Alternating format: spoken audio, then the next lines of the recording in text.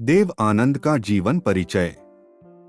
बॉलीवुड के दिग्गज अभिनेता जो अपने शानदार लुक्स और बेहतरीन डायलॉग डिलीवरी के लिए जाने जाते थे, जिनका अंदाज सबसे अलग और हटके था और उन्हें अपने ज़माने का सबसे हैंडसम हीरो भी कहा जाता था।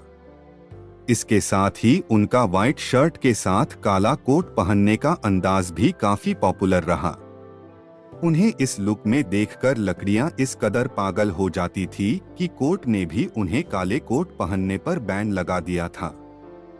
भारतीय सिनेमा में उनके योगदान के लिए उन्हें साल 2001 में पद्म भूषण और साल 2003 में दादा साहेब फाल्के पुरस्कार से भी सम्मानित किया गया। आज वो भले ही हमारे बीच नहीं है, लेकिन उनकी फिल्में और अभिनय आज भी लोगों के दिलों में जिंदा है। तो कौन है ये दिग्गज अभिनेता जिससे शादी न होने के कारण मशहूर अभिनेत्री सुरैया ने पूरी जिंदगी शादी नहीं की? बॉलीवुड के सुपरस्टार धर्मेंद्र भी देवानंद के जबरा फैन में से एक है। कभी वे घंटों लाइन में लगकर इनकी फिल्में देखा करते थे। आज के इस ब्लॉग में हम बात कर रहे हैं बॉलीवुड के दिग्गज अभिनेता देव आनंद के बारे में। जानेंगे उनके पर्सनल और प्रोफेशनल लाइफ से जुड़े कुछ रोचक किस्से। देव आनंद का जन्म और पारिवारिक इतिहास।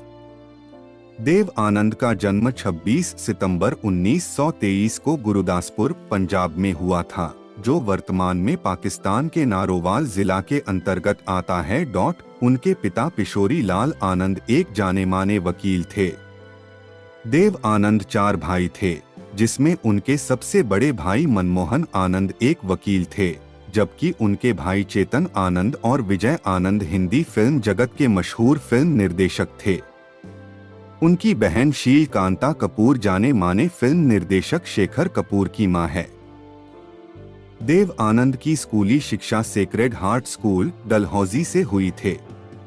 इसके बाद साल 1942 में उन्होंने राजकीय महाविद्यालय लाहौर से अंग्रेजी साहित्य में स्नातक की पढ़ाई की। वो आगे भी पढ़ना चाहते थे, लेकिन उनके पिता ने पहले ही कह दिया था कि उनके पास उन्हें पढ़ाने के लिए पैसे नहीं हैं।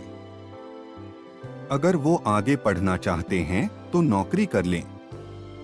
देव आनंद ने अपने करियर की शुरुआत कैसे की? देव आनंद बॉलीवुड के मशहूर अभिनेता अशोक कुमार से काफी ज्यादा प्रभावित थे और उनकी फिल्में देखने के बाद ही उन्होंने भी फिल्मों में काम करने का निर्णय लिया था। साल 1943 में वह अपने सपनों को साकार करने के लिए मुंबई आ गए। उस समय उनके पास केवल 30 रुपए थे। उनके पास मुंबई जैसे महंगे शहर में रात बिताने के लिए भी पैसे नहीं थे। उन्होंने रेलवे स्टेशन के पास एक सस्ते होटल में एक कमरा किराए पर ले लिया, जिसमें पहले से ही 3 लोग रहते थे, जो उनकी तरह ही फिल्म इंडस्ट्री में अपनी पहचान बनाने के लिए संघर्ष कर रहे थे। हीरो बनने से पहले देव आनंद एक ब्रिटिश सरकारी दफ्तर में काम करते थे। संघर्ष के दिनों में उन्होंने मिलिट्री सेंसर ऑफिस में लिपिक की नौकरी की। इसके बाद उन्होंने एक अकाउंटिंग फर्म में बतौर क्लर्क भी काम किया। साल 1946 में उन्हें एक फिल्म हम एक हैं में काम करने का मौका मिला। हालांकि यह फिल्म बॉक्स ऑफिस पर कुछ खास कमाल नहीं कर पाई। इसके बाद उन्हें मोहन, आगे बढ़ो और विद्या जैसी कई फिल्मों में काम किया, लेकिन बॉलीवुड में उन्हें असली पहचान साल 1948 में फिल्म जिद्दी से मिली। इस फिल्म में उनके साथ कामिनी कौशल मुख्य भूमिका में नजर आई थी और यह फिल्म बॉक्स ऑफिस पर सुपरहिट फिल्म साबित हुई थी। इस फिल्म की सफलता ने देव आनंद को रातों रात स्टार बना दिया। इसके बाद उन्होंने पीछे मुड़कर कभी नहीं देखा और बॉलीवुड को एक से बढ़कर फिल्में दी। साल 1949 में उन्होंने अपने बड़े भाई चेतन आनंद के साथ मिलकर खुद की एक फिल्म कंपनी नवकेतन फिल्म्स की शुरुआत की। साल 1951 में उन्होंने कल्पना कार्तिक के साथ फिल्म बाजी में काम किया, जो बॉक्स ऑफिस पर सफल रही। इसके बाद उन्होंने कल्पना कार्तिक के साथ आंधियां और टैक्सी ड्राइवर जैसी कई सफल फिल्मों में काम किया। साल 1985 में देव आनंद की फिल्म हम नौजवान में बॉलीवुड की मशहूर अभिनेत्री तब्बू बतौर चाइल्ड आर्टिस्ट नजर आई थी। सन 1959 में उन्हें फिल्म काला पानी के लिए सर्वश्रेष्ठ अभिनेता के तौर पर फिल्म फेयर पुरस्कार से सम्मानित किया गया।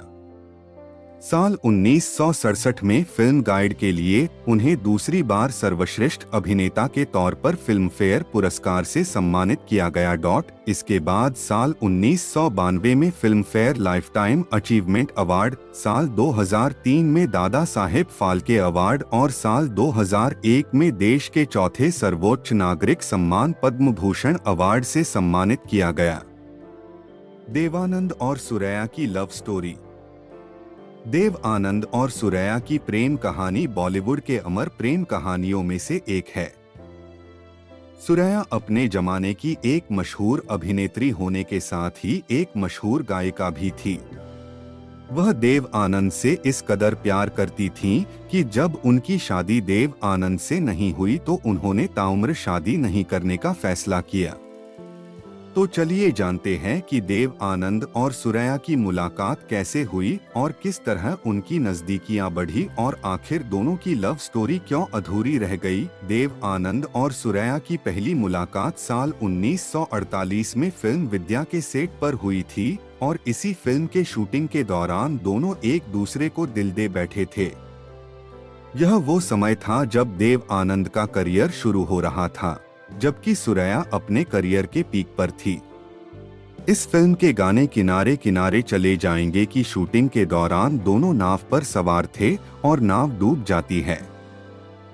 देव आनंद एक फिल्मी हीरो की तरह सुरैया को डूबने से बचाते हैं। इसी घटना के बाद सुरैया ने देव आनंद से शादी करने का फैसला कर लिया था। देव आनंद ने भी उन्हें फिल्म के सेट पर 3000 की अंगूठी देकर प्रोपोज किया था। कैसे अधूरी रह गई देवानंद और सुरैया की प्रेम कहानी। देव आनंद और सुरैया के अफेयर के चर्चे जब फिल्म इंडस्ट्री में होने लगी तो यह बात सुरैया के परिवार तक पहुंची। सुरैया की नानी को उनका रिश्ता पसंद नहीं था क्योंकि दोनों अलग अलग धर्म से थे। सुरैया के घर में उनकी नानी की चलती थी। जब उन्हें दोनों की अफेयर की भनक लगी तो उन्होंने देव आनंद को घर आने पर रोक लगा दी। इतना ही नहीं, उन्होंने सुरैया पर भी पाबंदी लगानी शुरू कर दी। हालांकि सुरैया की मां को देव आनंद बहुत पसंद थे। बाद में देव आनंद ने कल्पना कार्तिक से शादी कर ली, लेकिन सुरैया ने कभी शादी नहीं की। वह हमेशा देव आनंद की यादों में ही खोई रहती थी। साल 2004 में जब सुरैया इस दुनिया को छोड़कर चली गई तो हर किसी को उम्मीद थी कि देव आनंद आखिरी बार उन्हें देखने जरूर आएंगे, लेकिन ऐसा नहीं हुआ। इस तरह उनकी लव स्टोरी का द एंड हो गया। देव आनंद और कल्पना कार्तिक की लव स्टोरी। अपने जमाने के मशहूर कलाकार देव आनंद पर लड़कियां इस कदर फिदा रहती थी कि कोर्ट को उन्हें काले कोट पहनने पर बैन लगाना पड़ा था। लेकिन देव आनंद का दिल बॉलीवुड अभिनेत्री कल्पना कार्तिक के लिए धड़कता था। देव आनंद और कल्पना कार्तिक की शादी का किस्सा भी काफी चर्चित रहा था। दोनों ने लंच ब्रेक में ही शादी रचा ली थी। फिल्म अभिनेत्री सुरैया से रिश्ता टूटने के बाद देव आनंद की जिंदगी में कल्पना कार्तिक की एंट्री हुई थी।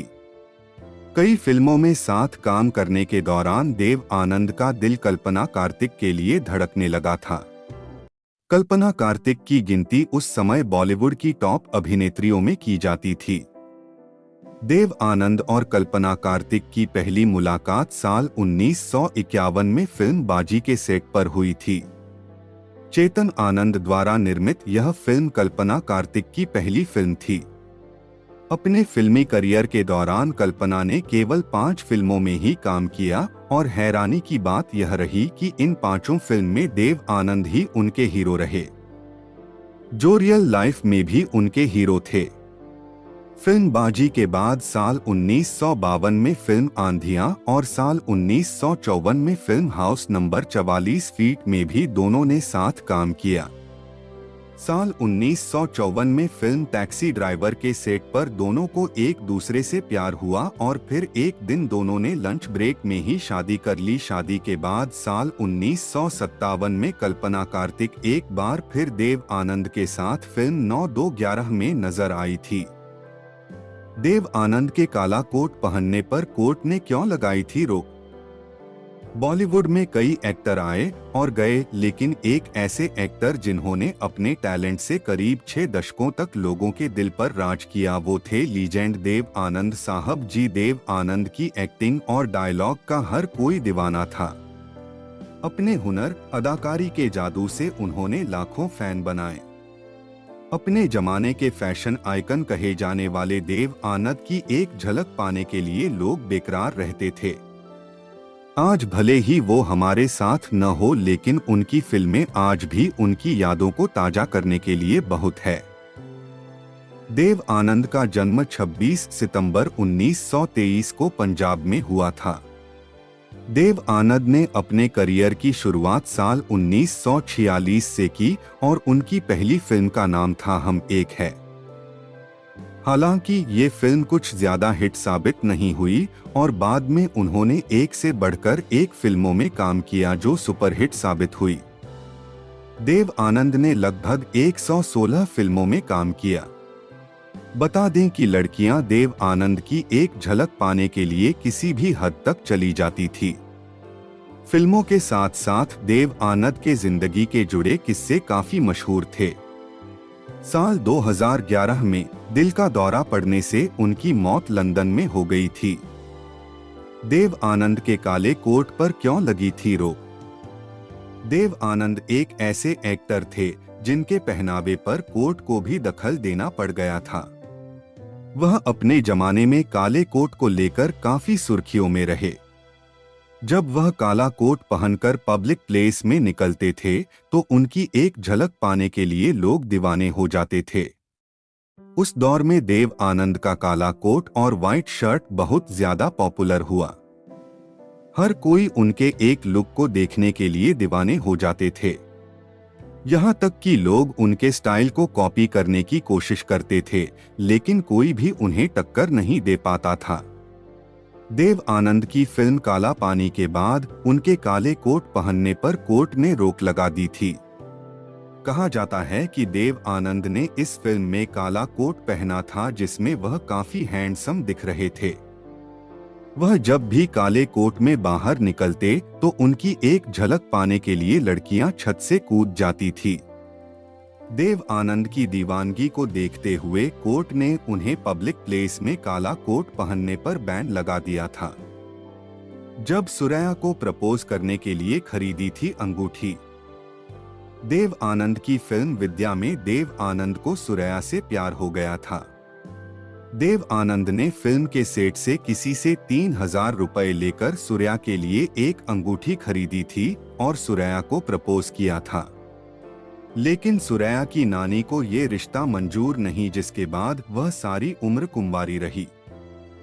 देव आनंद ने नहीं किया अमिताभ के साथ काम।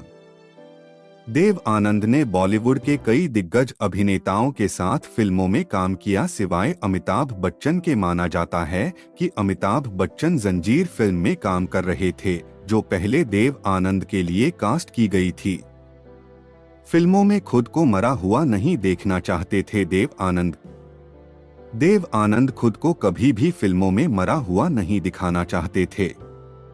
इसके अलावा वह भारत से बाहर अपनी आखिरी सांस लेना चाहते और ऐसा ही हुआ। देव आनंद ने अपनी आखिरी सांस दिल का दौरा पड़ने से लंदन में ली थी।